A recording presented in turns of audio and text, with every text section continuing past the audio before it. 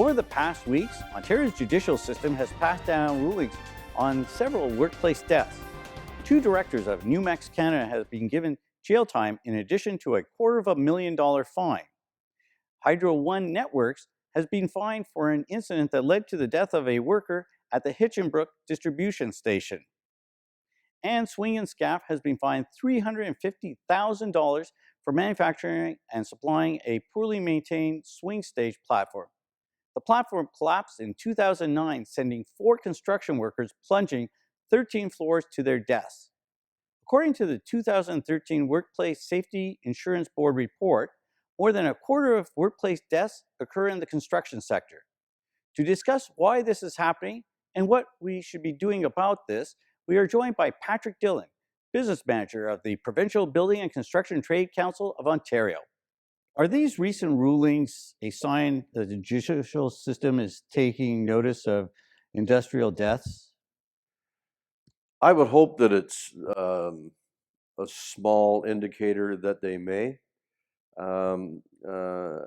I've had some real issues with the judicial system on the way it's operated in the past, in my view. And it's not just the judicial system, but the whole, I think our general population almost has I don't like to say it that way, but almost a disrespect for the value of lives of construction workers or industrial workers. People that lose their lives in the workplace. There just seems to be almost a disrespect to the value of their life. Well, every year, or at least last year, we saw, according to the WSIB, 80 people die in industrial workplace deaths, and that a quarter of them are in the construction sector. So are we starting to see an increase in the number of deaths in construction? I think it's it's trending the wrong way for sure. Just the indicator is that's where we're going, which is pretty alarming for me that represents construction workers in this province. But along that line, I think that there's just a whole range of things that need to happen. It's you point out to make a good point that it looks like it's increased. That's absolutely opposite of what we're looking for, and so there's lots of work that needs to be done. One of the areas is that the province has enforcement officials that are supposed to go out into the workplace to check on things. Is there enough enforcement going on in Ontario right now? I would say we can always use more enforcement. I think the enforcement needs to be more targeted to the areas where the incidents are happening, where people are losing their lives. But I also think there's a flaw in the system with the enforcement in that the enforcement officers in general, are not tradespeople. So they're out in, you got people that have graduated from community college or whatever with some degree, and they're out in the construction workforce enforcing something that they really don't understand. And so I think that's one of the flaws in the system that we need to correct, that we should be putting tradespeople out there as the enforcement officers. But there's a problem for the government in doing that, in this austerity-minded, not just this government, but past governments at all levels. They're talking about austerity, but they're rather, and that's puts pressure on their budget, so they can't afford to hire tradespeople to go out there and do the enforcement. But I think that is one big step that needs to take place. Well, one of the things that we've seen is that whenever there's a workplace fatality, the government all of a sudden focuses for a week on a blitz on that particular industry.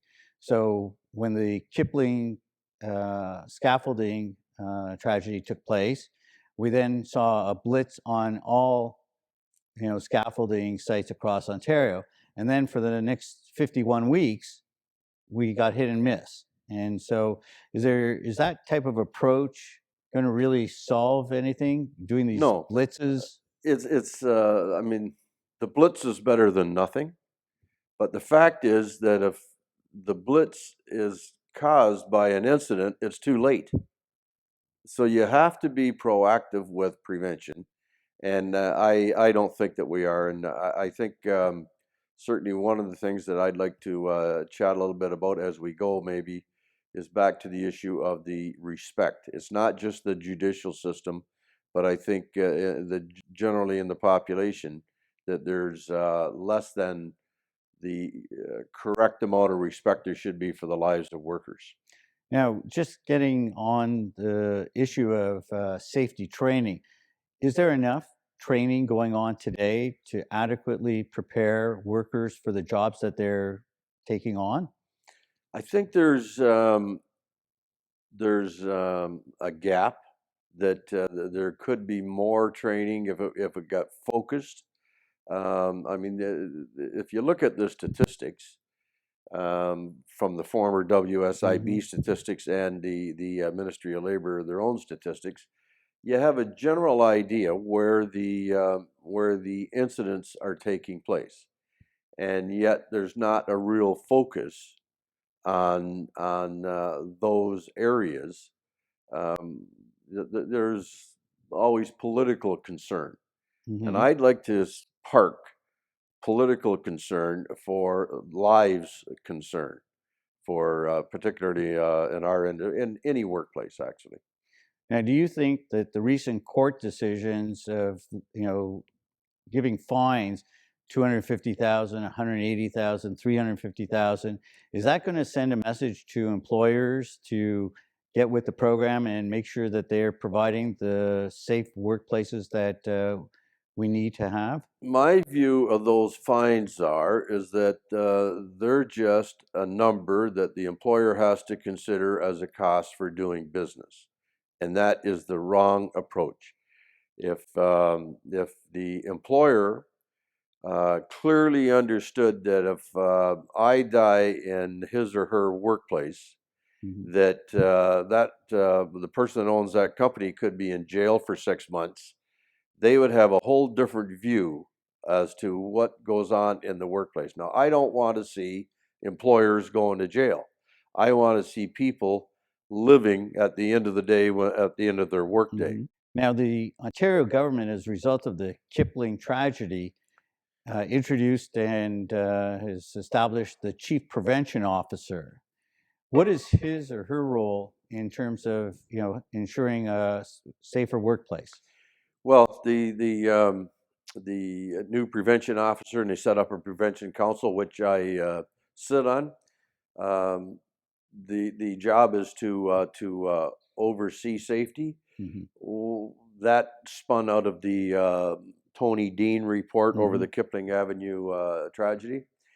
The problem with that, I mean, it starts to go in the right direction, but the problem is that uh, to get that report, it had to be a consensus report. Mm. And there has never been any substantial improvements in safety by consensus ever in this province. So with the Occupational Health and Safety Act, there was a whole lot of employers weren't cheering that Hmm. was being brought in. And in '89, Sabera brought in the Bill 208, the right to Right. refuse unsafe work.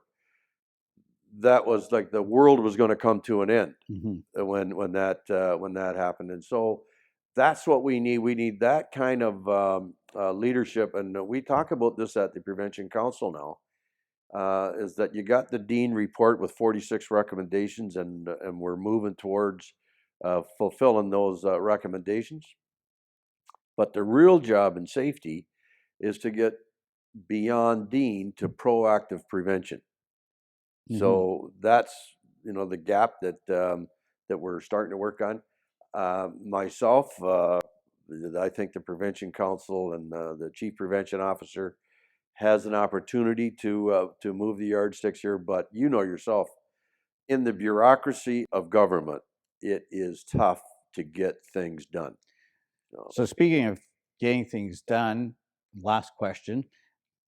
what role can the government do to actually move the stakes forward? You mentioned a couple of things that they've done in the past. What do they need to do for the future? I think I think the biggest change that needs to take place in the workplace is that workers, Sabera brought in, I mentioned that the Bill 208, the right to refuse unsafe work. That really sounds good and was very, very well intended. But workers that raise safety issues in the workplace today are either get laid off on the first layoff, this is in construction, Right. or they think they will be, so they don't raise safety concerns. So we got a shift that's got to take place with in all workplaces, that workers are actually confident that they can speak up and raise a legitimate safety concern. If we were to accomplish that, that would be the next big major step in accomplishing prevention. Patrick Dillon, Business Manager of the Provincial Building and Construction Trade Council of Ontario, thank you so much for joining us today. Thank you. That's all for this edition of The Point. Follow us on Twitter at Watch The Point, like us on Facebook, and check out our podcast at watchthepoint.libsyn.com.